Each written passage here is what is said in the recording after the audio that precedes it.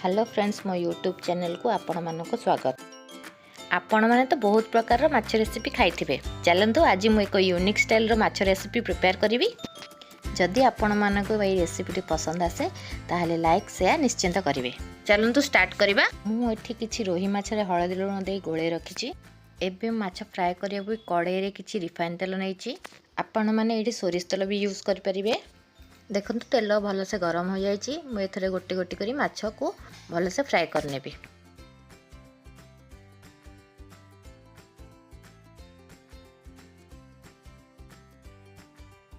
देखंतु माछ गोटे साइड हे आसलानी। एबे आमे ताको उल्टे नबा।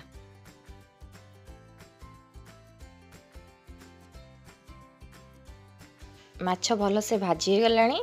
चलंतु याको गोटे प्लेट को बाहर कर नबा।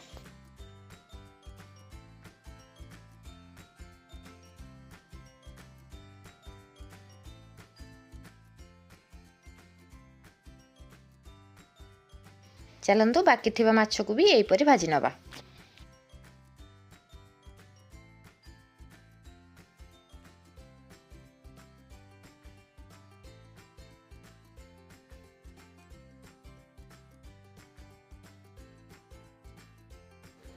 चलंतु एबे मसला प्रस्तुत कर नबा। मसला पे गोटे बड़ रसुण, हाफ इंच अदा एवं 2 चामच गोटा धनिया नहीं जिबा। सेथिरे किछि पानी दे ताकू भल भाबरे बाटी नबा। देखंतु मसलाटी भल भाबरे बाटी हो जाइछि। ताकू गोटे बाउल को बाहर कर दबा। चलंतु एबे आउ गोटे मसला प्रस्तुत कर दबा। एठी मु आगुरु 2 चम्मच सोरिष, 2 चम्मच जीरा और 4टी सुखला लंका को बतुरे देइथिली। ताकू एबे चिकन करी हमें बाटी नबा। आपण चाहिले मसला को शिଳରେ बाटी परिवे। देखंतु मो सोरिष मसलाटी किपरि प्रस्तुत हो जाइछि। मैं पूरा चिकन करी बाटी नैछि। वर्तमान मोर 2टी जाक मसला प्रस्तुत हो सारिछि। चलंतु एबे तरकारी प्रस्तुत करिबा। एबे आमे भजे जाइथिबा माछ तेल को आउ टिके गरम कर नबा। तेल गरम हो आसिले सेथिरे गोटे चम्मच जीरा पकै दबा। जीरा भल से फुटी गले सेथिरे गोटे पाखड़ भुसंग पत्र पकै दबा। एबे एथिरे आमे कटा जाइथिबा स्लाइस पियाज को पकाई किछि समय भाजीबा।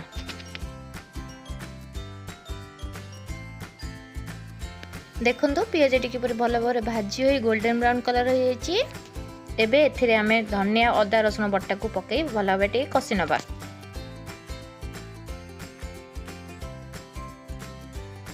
मसला रो टिके तेल छाड़ी आसिले सेथिरे गोटे चम्मच हळदी गुंड, स्वाद अनुसार लुण और गोटे चम्मच लंका गुंड पकाई भल से कसी नबा।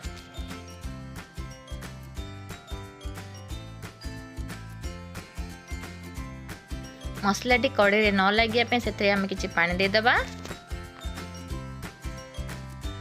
देखंतु मसला हो आसलानी। एबे आम एथिरे सोरिष बटा दे ताको आउ टिके समय कसी नबा।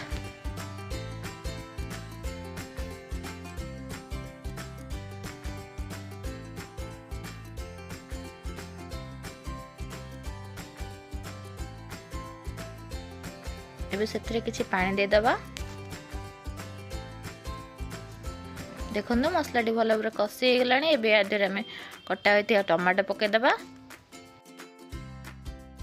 बर्तमान देखंतु मसलाटी हो आसलानी। एथिरे गोटे कप पानी दे गैस फ्लेम टिके स्लो कर दबा।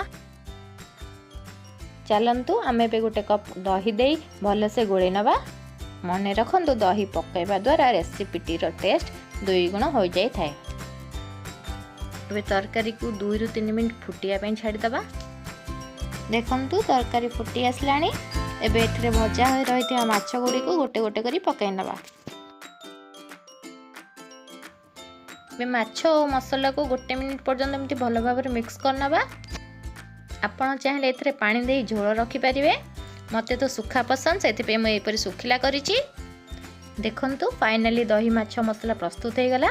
एबे शेष रे किछि धनिया पत्र दे ताको सजाई नबा। एही माछ रेसिपीटी को आपण भात सहित खाई परिवे, रुटी सहित मध्य खाई परिवे।